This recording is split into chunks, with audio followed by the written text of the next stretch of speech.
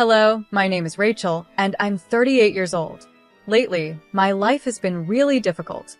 The past few months have taught me to relearn so many things, especially about trust and resilience.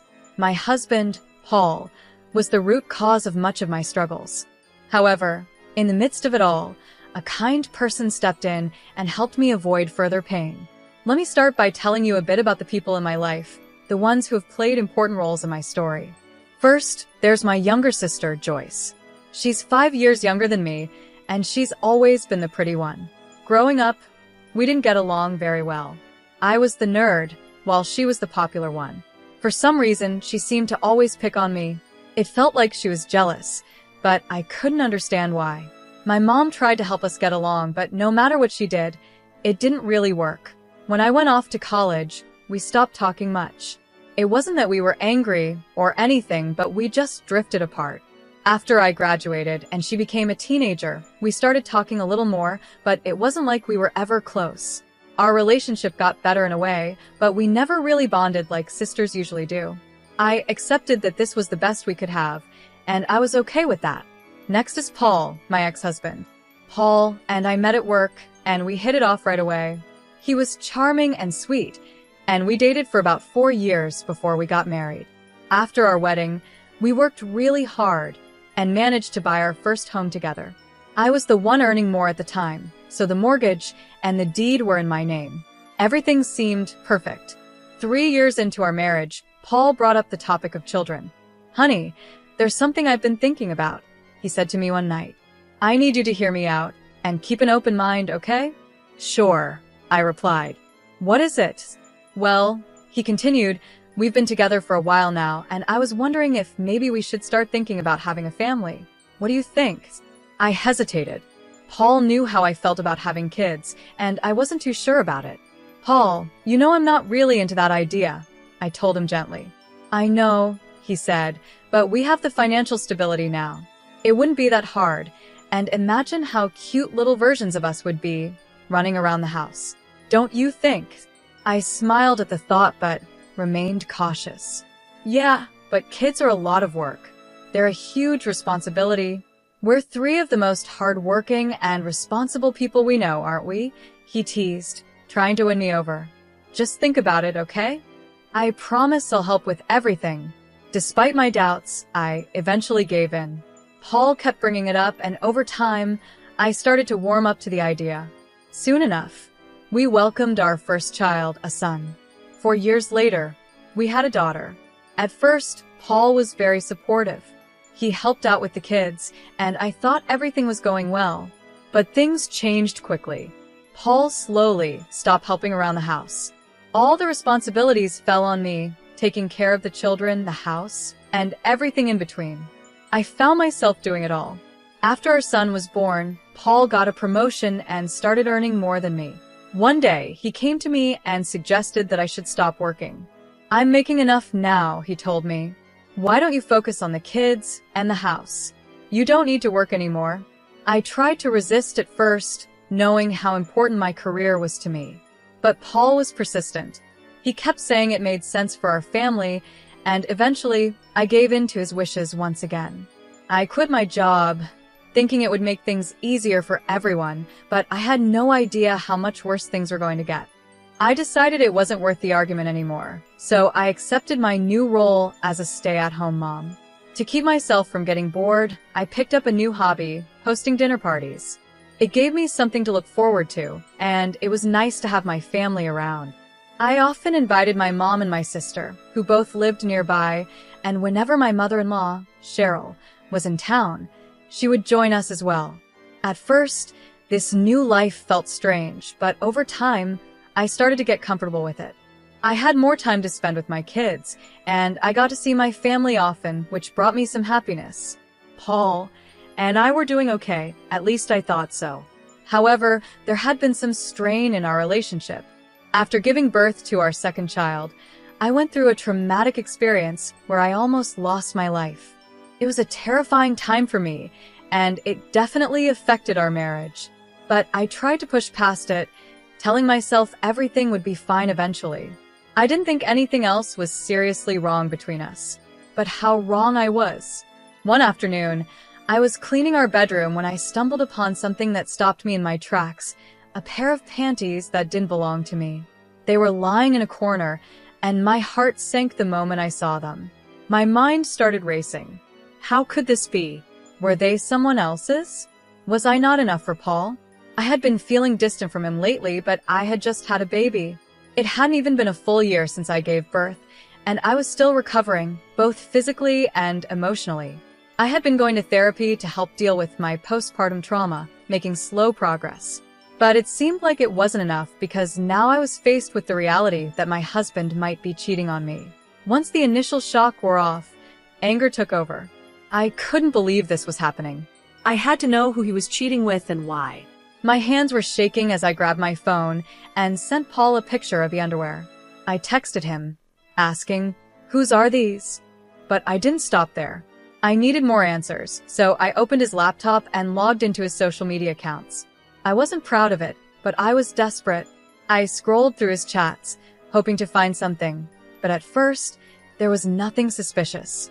No unfamiliar women, no secret conversations that stood out. This only confused me more. I went through every contact, every message, trying to find some sort of clue. As I scrolled, I noticed that my sister's name popped up in a lot of the conversations. At first, I didn't think much of it. After all, why would I be suspicious of my sister talking to my husband? But something in me pushed to check their chat history anyway. What I found made me feel sick to my stomach. Their chats were filled with pictures and videos of them in bed together. There were messages where they talked about how much they loved each other, and even plans for Paul to leave me. I was horrified. My own sister, the one I had known my entire life, had been sleeping with my husband behind my back. I couldn't believe it. I felt betrayed on a level I didn't even think was possible. My relationship with my sister had always been complicated, but I never imagined she would do something like this. First, I ran to the bathroom and threw up because the disgust was overwhelming. Then, I tried calling Paul, but he didn't pick up. My mind was racing with so many questions and I needed answers, so I did the only thing I could think of. I called my sister, Joyce. She answered casually, like nothing was wrong. "Hey, what's up?" she said. I could hardly contain my anger. "Don't, what's up me? Seriously, what is wrong with you?" Joyce sounded confused, like she didn't know what I was talking about. "What do you mean?" she asked. "I found a pair of your panties in my bedroom." I snapped. "Have you been sleeping with Paul's?" There was a brief pause before she answered, her voice almost indifferent. "Yeah, for a while now." My chest tightened with rage. "Why?" I demanded. "Why would you do this to me?" Joyce sighed, like she was annoyed by my reaction. "I don't know, Rachel. It just happened. You seriously thought it was okay to sleep with my husband?" I asked, my voice shaking. "You're my sister. How could you do this to me?" "I thought I was helping you out," she said, like it was no big deal. Helping me out? By sleeping with my husband? I could hardly believe what I was hearing. Joyce had always been self-centered, but this was beyond anything I ever thought she was capable of. Joyce's casual tone made it even worse. "Look, Rachel, you've been boring lately. I figure I'd step in since you clearly weren't making Paul happy." Her words hit me like a slap in the face. I couldn't believe that she was trying to justify her betrayal as if she was doing me a favor. At that moment, I realized that I had been blind to the toxicity in both my marriage and my relationship with my sister. The people closest to me had torn my life apart, and I was left to pick up the pieces.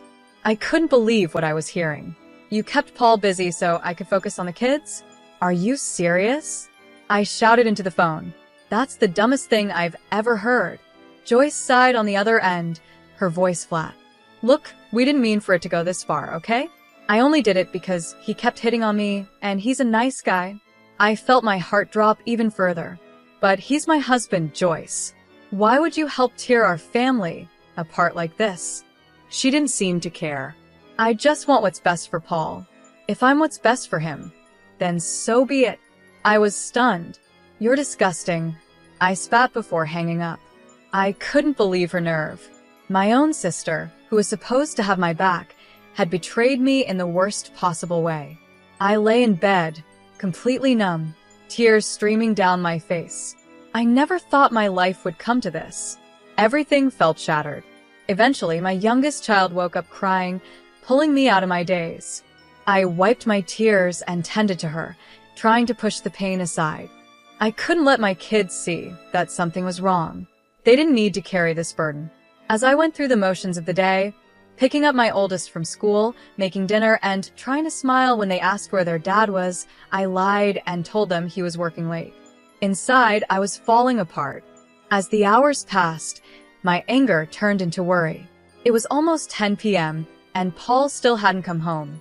I tried calling him multiple times, but he didn't answer. I even tried calling Joyce to see if he was with her, but she didn't pick up either. Exhausted and emotionally drained, I finally went to bed, hoping that maybe, just maybe, I'd wake up and find that this had all been a terrible nightmare. But when I woke up the next morning, the feeling of dread only deepened. Something was wrong, and I could feel it. I looked around the bedroom and noticed that Paul's things were missing. I rushed to check the cupboards, the drawers, and anywhere he might have kept his stuff. Most of it was gone.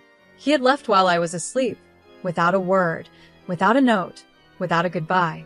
I stood there, in disbelief. Paul had just left. He didn't even try to talk things through or explain himself. He had simply packed up and walked out of our lives. I didn't know what to do. My mind was racing, but the only thing I could think about was my children. They needed me, and that had to come first. So, I did what any mom would do. I pushed down the pain, got my kids ready for the day, dropped my oldest off at school, and then drove to my mom's house with my youngest. When I got there, my mom could tell something was wrong. I was distant, barely speaking, my mind trapped in a whirlwind of emotions. I hadn't even had the courage to tell her about Paul and Joyce yet. All I could think about was how I was going to raise 3 kids on my own. The weight of it all was too much. Finally, my mom couldn't take my silence anymore. She looked at me, concerned. "Okay, enough," she said, her voice firm but gentle. "What's going on? Something's clearly bothering you." I hesitated. How could I even begin to explain? "I don't know how to say this," I started, my voice trembling. "Just start from the beginning," she urged. "What happened?" I took a deep breath and blurted it out. "I found out Paul has been cheating on me." My mom's face fell in shock. "What? How do you know?"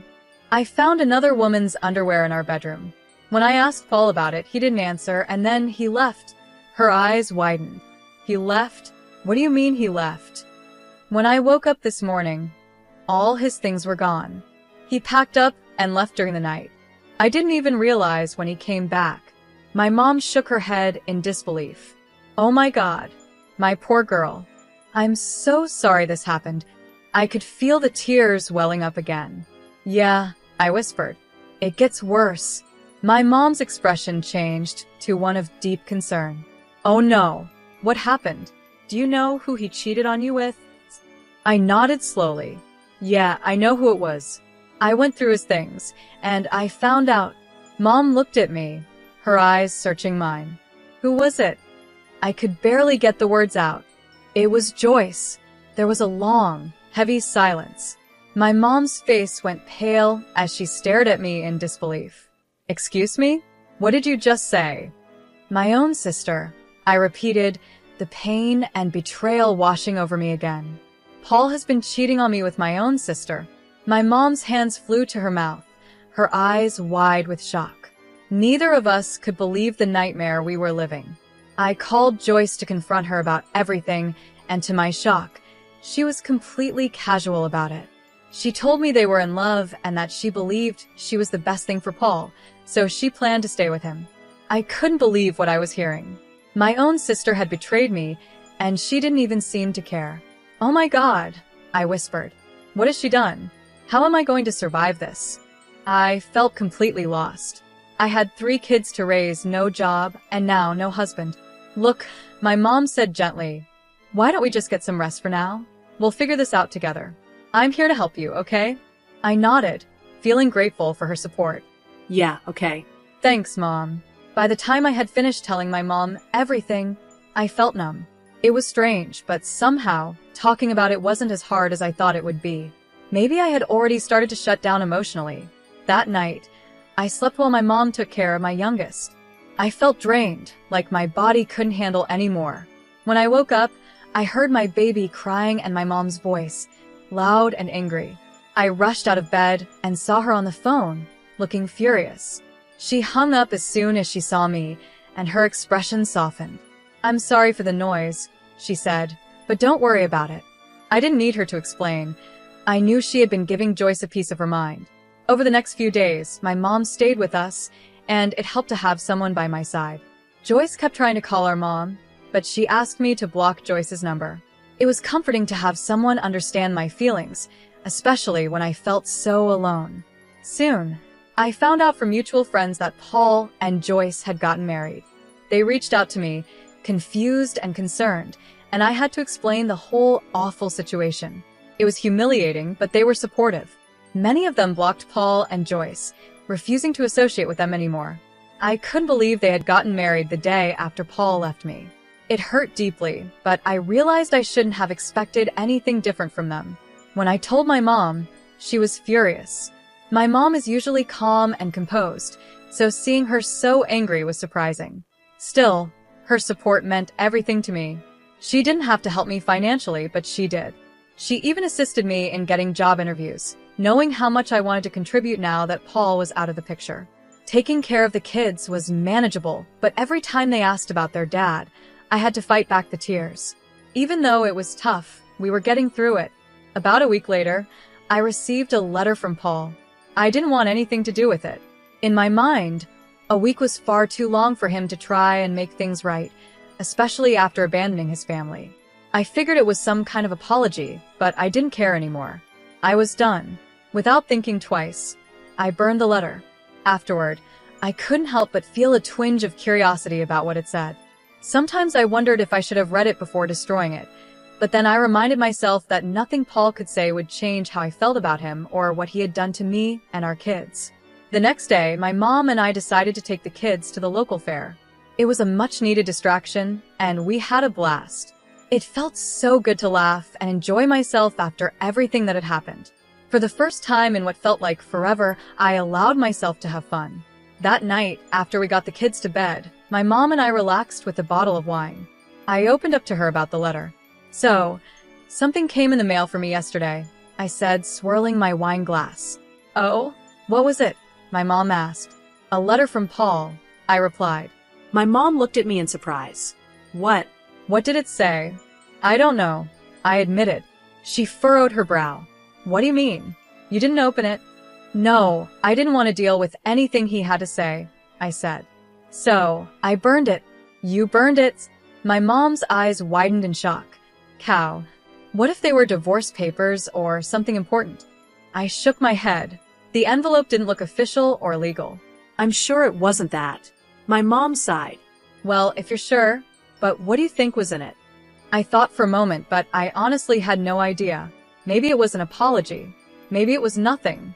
But whatever it was, I knew it couldn't change the way I felt about Paul or what he had done to me and our family. I was moving forward, with or without answers. "I don't know," I said, thinking about the letter I burned. Maybe it was a weak apology or a request for his stuff back. I wouldn't be surprised if that's all it was. My mom looked at me with concern. "How are you feeling about all of this now?" I sighed. Today was actually a good day. But it's tough, especially when the kids keep asking where their dad is. What do I even tell them? It's slowly getting better, but only a little. As long as it's improving, even just a little, my mom said reassuringly. "And you know I'm always here for you. I want you to know something. I'm cutting ties with your sister. Everything I have, it'll go to you and the kids." I was touched by her words. "Mom, that means so much to me, but are you sure? Evelyn is still your daughter, too." She nodded firmly. "I know you and Joyce had your differences growing up, but what she did is unforgivable. I raised both of you better than this, and clearly, Joyce didn't care.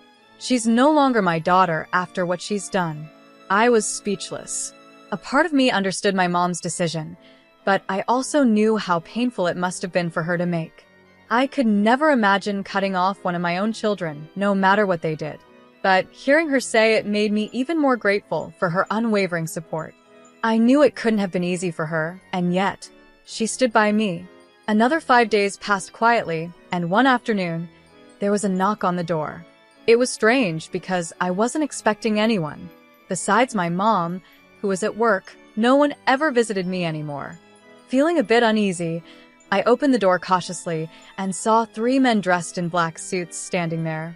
I opened the door just a crack and asked, "Who are you?" They introduced themselves as lawyers and told me they had something for me. One of the men handed me a letter and then a check. When I looked at the check, my jaw dropped. It was made out to me for $980,000. "There must be some mistake," I stammered, completely stunned by the amount. "There's no mistake," one of the men said gently. "Please read the letter." With shaky hands, I opened the letter. As I read the first line, "Thank you for saving me," I realized the money was from my mother-in-law, Cheryl. She explained in the letter that she had tried visiting us 5 days ago, but found no one at home. When she called Paul, he made excuses about not being able to get into the house. Cheryl became suspicious and pressed him for the truth. Eventually, Paul confessed everything about the affair, about leaving us. Cheryl was disgusted by his behavior. She wrote that she was deeply sorry for everything I had gone through and was grateful that I had not trusted her son with her assets. That's why she had decided to leave all her inheritance to me and her grandchildren. The check I held was part of that inheritance. Tears filled my eyes as I continued reading. The lawyers then explained that Cheryl had been terminally ill and she had passed away just the day before. She had instructed them to make sure I received the money immediately after her death, so I could take care of myself and the kids. Her letter ended with a heartfelt thank you for preventing her from making a mistake in trusting Paul with her finances.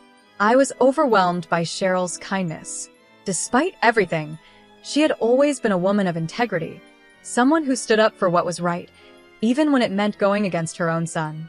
Paul had always been intimidated by her strength and independence, but I had admired her for those very qualities. As the reality of her passing sunk in, I couldn't help but cry.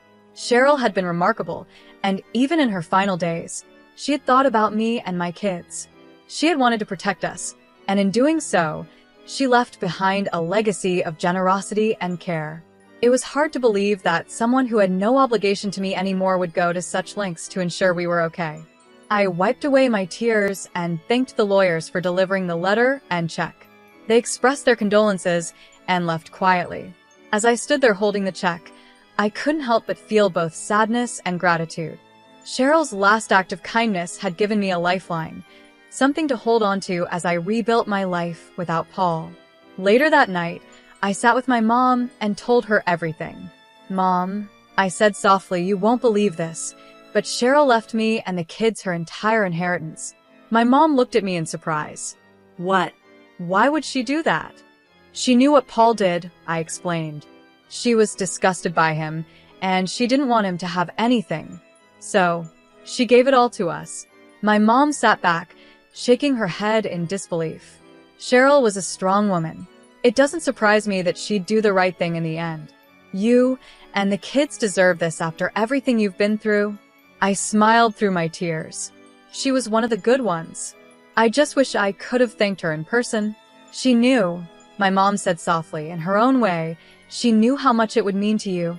We spent the rest of the evening reminiscing about Cheryl and how she had always had a quiet strength that people underestimated. Despite the pain and loss, I felt a sense of peace, knowing that I had people like Cheryl and my mom who truly cared about me and my kids. I found comfort in her. She kept her promise and supported me until the very end. A few days later, Paul called. I already knew what he was going to say, but I decided to listen. "What did you do?" he asked. "What do you mean?" I replied. "You know exactly what I mean, Paul. Be more clear." What are you talking about?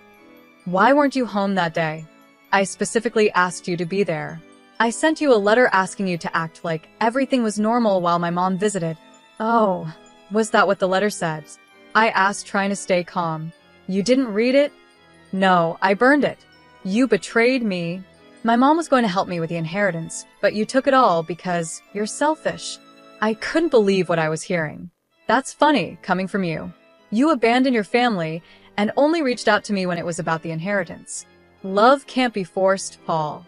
I did what was best for me, and your mother did what was best for us. Don't ever try to contact me or the kids again." Goodbye. After that, things happened quickly. I filed for divorce and was granted full custody of the kids. Paul tried to fight for the inheritance, but Cheryl had made it clear that it was for me, so he didn't win. He and Joyce tried to pressure me into giving them some of the money, but I refused to budge. Life has become easier since I got the money. I set aside a portion for my kids' college and invested the rest. My mom was able to retire, and I started working again. The kids have accepted that their dad isn't coming back, and when they're older, I'll tell them everything. I'm still healing, but I know things will only get better from here.